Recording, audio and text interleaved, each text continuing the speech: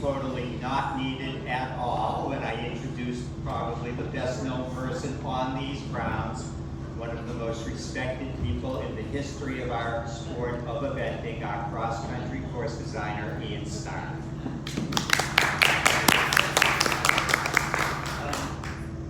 So basically, just going to quickly touch around the course. If anybody has any questions about any of the fences or whatever, just shout out.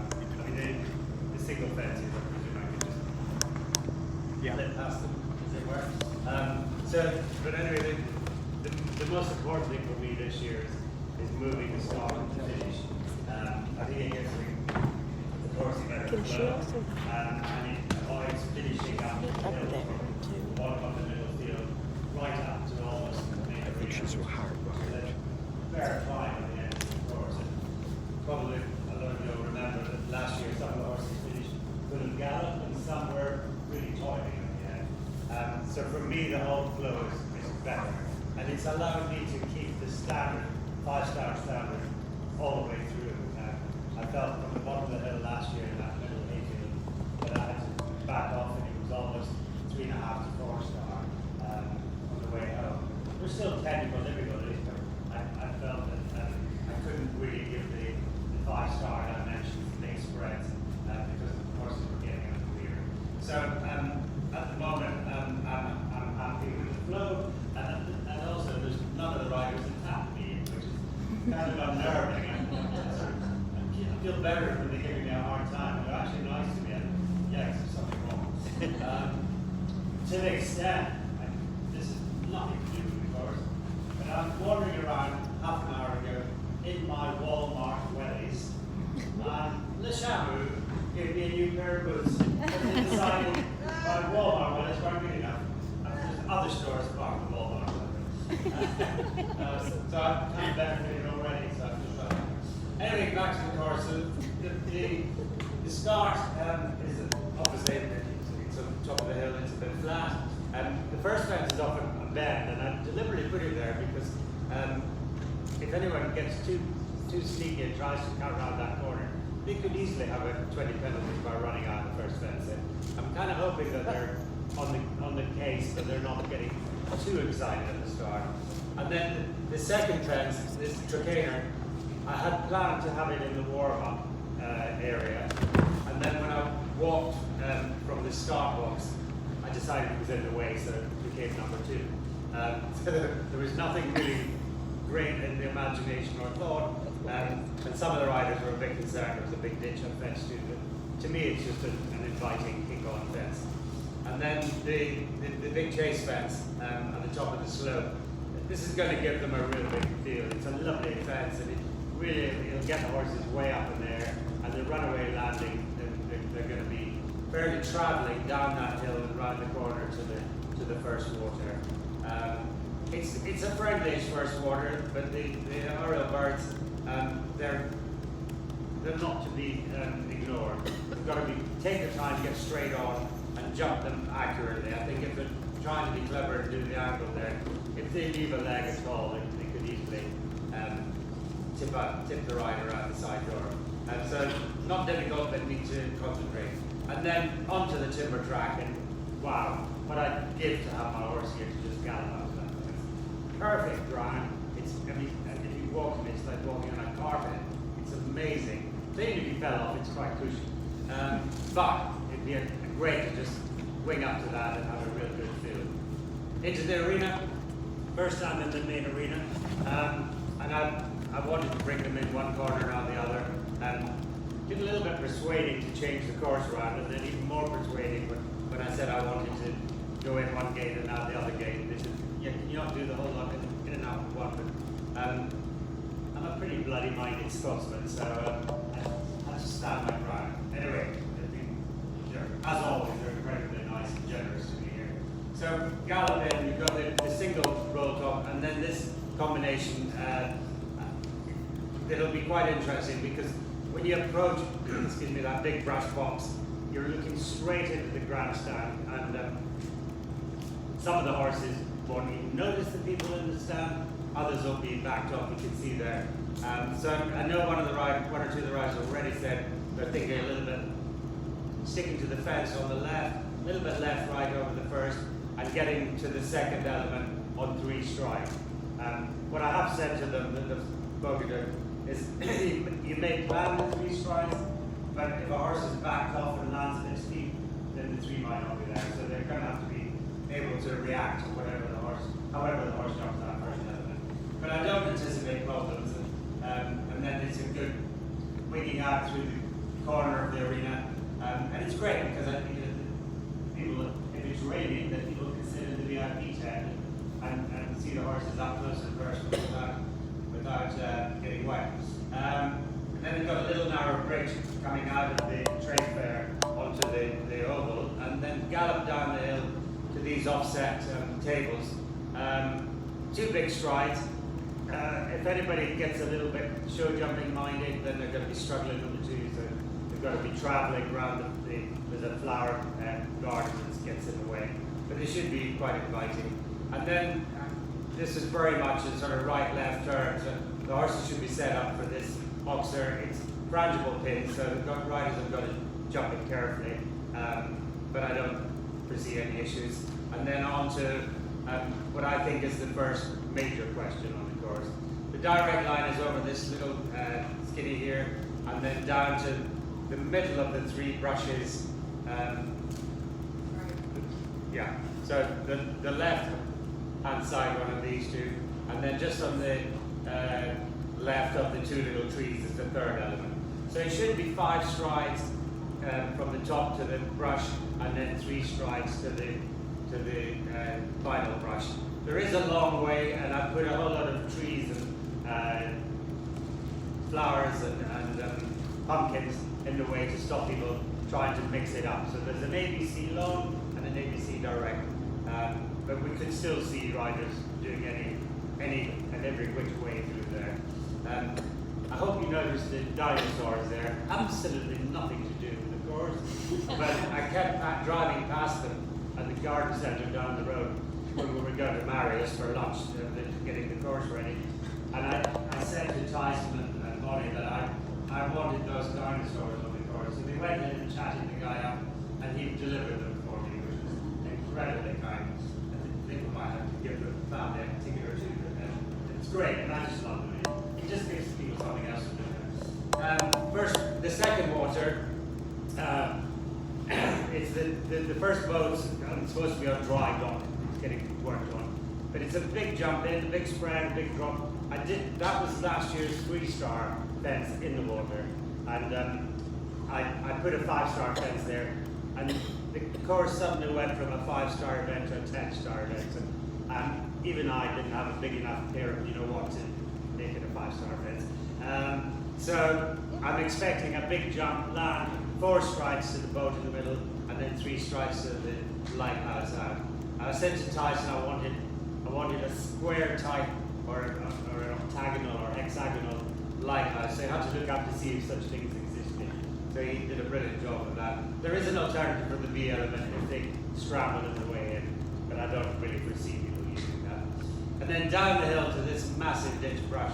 When I got here the other day, they left it 25 centimeters higher than it is, and I was kind of looking up there at it. It's a bit like me standing chatting to William Fox Pitt. I'm sort of looking up at him, and the fence was the same. And I loved it, and I have this, I don't know whether I've ever mentioned it, I'm completely superstitious. My very first 4-star long 3-year design was a crown, and I found a 4-leaf clover. So, not in California obviously, but anywhere else that's got clover and grass, I have to find a 4-leaf clover. So I was hunting for my 4-leaf clover when the boys were cutting this down. Found one, and then I got there and went, it's too small, you need to make it bigger. So I think they were about to hit me with the chainsaw that they were cutting it out with. But it's a friendly fence. What's interesting for me is the straight line has got a bit of a roller coaster approach, and if people use that, it could muck up their distance. Whereas if you come down on the angle, there's a nice smooth, flatter track, and then a couple of straight strides in. It'll be interesting to see which riders have paid attention there. I love this fence. It looks like a wave. It's you walk up to it, it looks enormous. It doesn't even measure maximum height for a 5-star, but it looks huge. And even there's a copy of it for the 3-star, and that even looks huge. But I'm expecting them to swing over that and gallop down through the unknown trip, and then to the ascending Oxer at the top of the middle field. And that's really just there to set them up for the coffin. So I'm expecting them to jump that, and I've always gone on about the coffin canter, the short bouncing canter. And because they've jumped that Oxer and they're going to go straight down the hill to this coffin, if they don't set their horses up, they're going to be flying through there, and they'll probably dislodge that the Vince clip on the first fence. But the fact they're going down the hill, the horses are propping, and I'm expecting them to be really good at the coffin. The one at the top was last year at Rush, but this year I've just made it a chunky log, and that fence down the bottom is just there. Should they make a mess on the third element and need a way out. These tables to the corner, obviously a direct line, 2 tables on 3 strides and 4 strides to the left corner. There is a corner on the right, but for me it's only there if they have a run out of the direct corner. So I think we're struggling to jump A and B and then turn right, because it sort of swings back up the hill, and I think speed might take over, so they might not get there. And Tyson, who built these fences for me, said he's been having sleepless nights about these tables because he thinks they're huge. I think it's great. I'd love big fences like that down the hill. I'm expecting, what I really want to do is stand on the landing side of the second one, just to get a photograph of the expression of the riders' faces. Because normally they're with their mouth wide open and their eyes popping. This fence measures maximum height and spread, and it looks like a training fence. And the reason for it is it's so wide. So I'm kind of planning, next year I'm going to take a chainsaw right through the middle of it and make it into 2 fences, and it'll look taller, and then I can put a double of them, and that'll get the right. These were in last year. This fence was taken a little bit, photograph was taken a little bit prematurely. So they're very upright, the timber chase fences. So the 2 mums in the middle, the 2 plants in the middle have gone. They're rising up to these fences, and I don't think they need a big ground line. So I've removed them, and I got approval of the ground jury and the technical delegates. So as a bit mean there. And then gallop on around here, beautifully decorated fence. It's a bit of a fly fence, a bit of a let-up fence, but it's still a big jump to be negotiated. And then these corners that the young event horse water. I don't think the young event horses were very happy to jump these. They're pretty huge, and at that point there's not enough water in.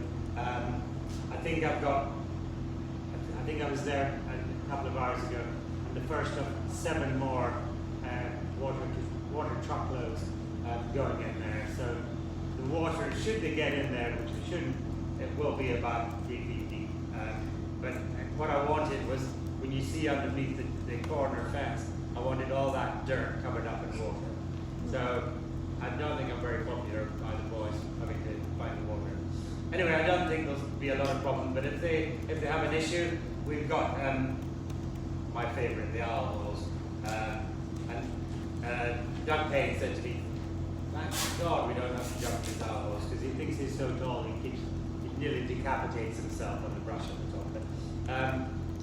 But the good thing for me this time is because we turn left to get to these corners, and then back right to get to the water at the top of the sawmill field. That flat ground lets the horses recover before they have to face the water jump. Sorry, there is a fence in between this. A single fence on the way, flower box. And again. There we go. The flower box is the way, beautifully decorated. Janine and her crew have done a phenomenal job. And that's just, again, a fly fence before they get to the water. But the little bit of flat ground lets them get ready for this. And I've just turned it around, really, this question, but it does mean the approach. The riders can't, or the horses can't see what they're jumping until they run up that steep ramp. And then they've only got a couple of strides at the top to assess the situation. Big drop, and then they're looking straight into the Mars sponsors tent. So there's a lot to look at. But it is at 9.5 minutes this, so it's quite far on for a big water combination. And so I'm kind of hoping that the Mars sponsored tent isn't there yet. But I'm hoping that the fact they come up there and there's a lot to look at will sharpen the horses up and the reaction should be quick and they can pat the ground and pop in. The ramp landing is not underwater because that step was much higher than coming the other way, I think last year. The drop was way over maximum, so I put a ramp in, and it doesn't worry me that they're not landing in water. There's enough there of a jump, and then they've got enough room to get reorganized. The quick way is the up the step, bounce over the log, and then a pretty tight 3 strikes to the brush shoulder. There is a long way there, as you see. So the big drop in is A, B together, and the long way is 2 jumps. And then if they want to go the slow way instead of the bounce up, they've got to jump a 3-star crab drop, and then up to a log, and then turn to the brush. So they're not going to win prizes if you go that way, but hopefully at this stage, of course, if horses are getting a little fatigued, then riders can think and go the long way and help get the horses home. So away from that, down the hill, I've taken out the, that's a long route.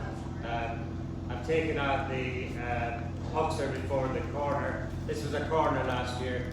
And I've taken the back, I've moved the rail further away, but I've taken the back rail off because I feel that this is 1, 2, 3, 4 fences from home, and the corner was too big a question at this stage of the course. So, and what I've done, you can't see it on the approach, was a trees and a garden on the right, and the tree on the left. So I basically put the riders and the horses on the line.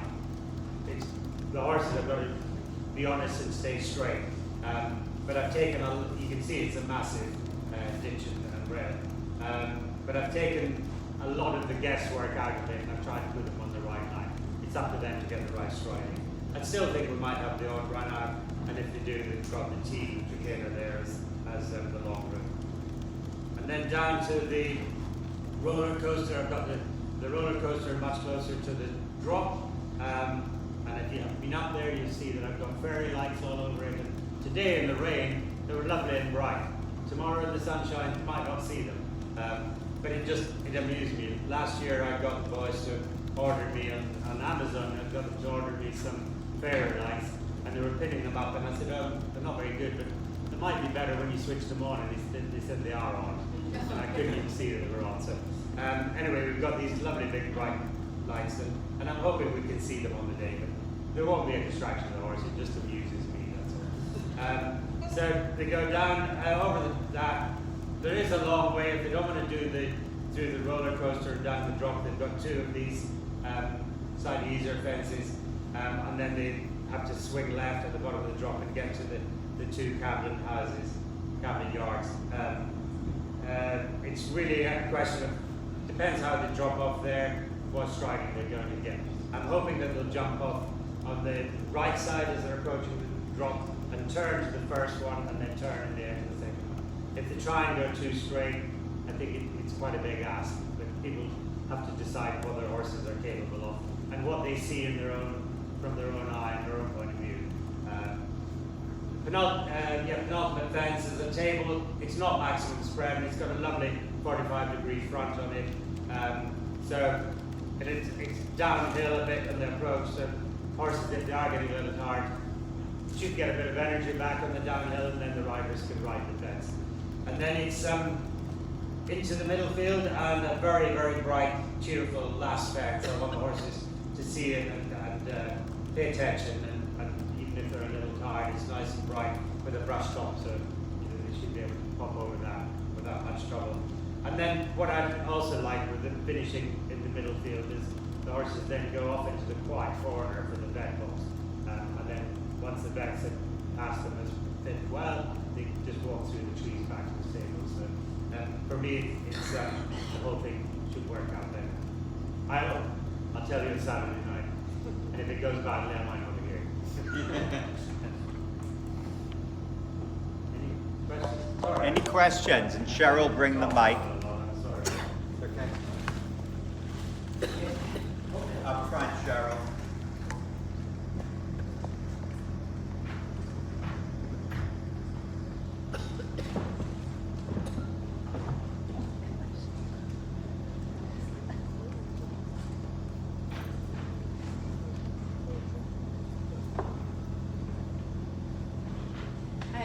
questions.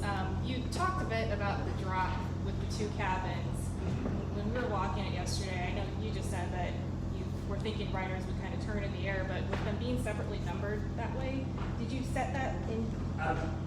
So what I did was I made the through the roller coaster the drop A, B, and then C is the first of the cabin houses. And I've done for the 3 and the 5-star.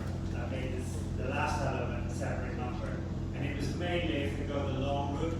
And the horses, I want to get them home. I don't want people to have to walk home from the set. 3 places from home.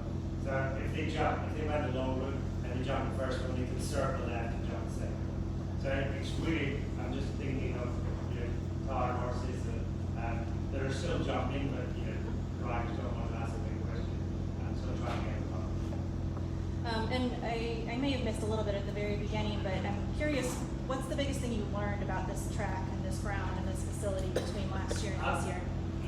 Last year, with hindsight, I must have been insane. It was my first 5-star, and it was a greenfield site. Ground had never been used and tried, and because of that, I didn't know how the terrain was going to affect the horses, and so I probably backed off a little bit more than I would like to have. But as I said at the beginning, some horses finished full of running, and others were really, really tired at the end. So I'm hoping that riders will have learned about the terrain coming to, so that they'll get their horses fit enough. I had a feeling that I didn't like the start finish was last year, and it took quite a lot of persuading, because in fact, it kind of amused me yesterday at the riders briefing.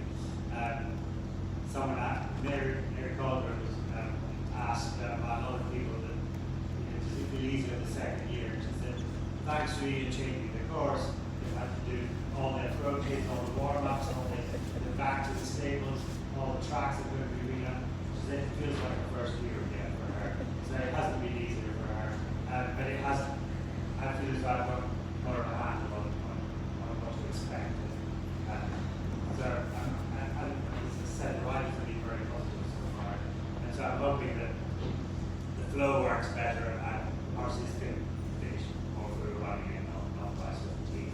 There's still, it's 11 and a half minutes. It's still going to be a tough question to get things that time.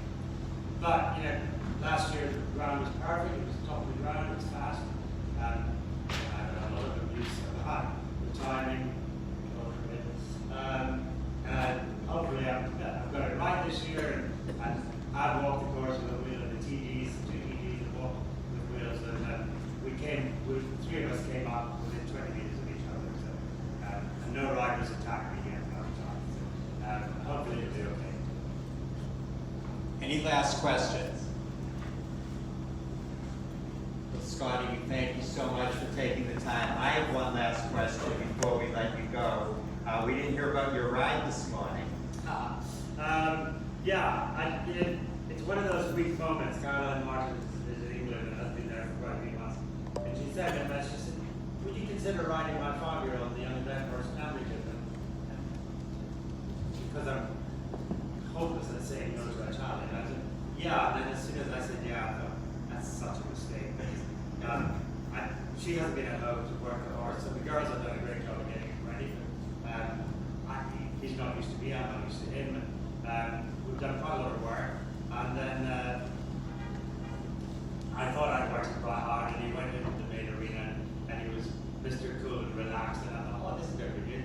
And he just woke up, and when I asked for my first medium counter circle, and I mighted back, and I thought, maybe I didn't work hard.